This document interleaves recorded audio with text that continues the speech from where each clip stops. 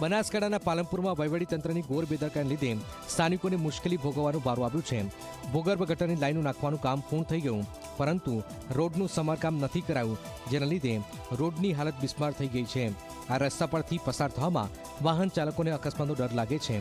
ગટરની કામગીરી પૂર્ણ થયાને 6 માસ જેટલો સમય થયો, પરંતુ રોડનું સમારકામ ન કરતા સ્થાનિકોમાં રોષ છે। ભૂગર્ભ ગટરની કામગીરી બાદ રસ્તાનું સમારકામ પાલિકાની જવાબદારીમાં આવે છે, પરંતુ પાલિકાના ચીફ ઓફિસરે હાથ અદ્ધર કર્યા છે। કેમ 6 માસથી રોડનું સમારકામ નથી કરાતું, આ સૌથી મોટો સવાલ છે।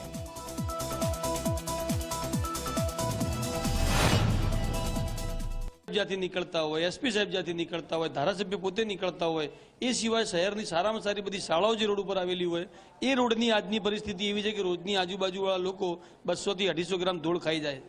કોના પાપે? માત્ર ને માત્ર નગરપાલિકા અમને આ રોડ પાછા રિપેરિંગ કરી આપે અને ત્યાં આવતા જતા બાળકો, સ્કૂલો, બધા લોકોના શ્વાસ સાથે ચેડા થઈ રહ્યા છે। એ ધૂળના કારણે ચાલના લોકોને શ્વાસની ખૂબ ગંભીર પ્રકારની સમસ્યા ઊભી થઈ છે।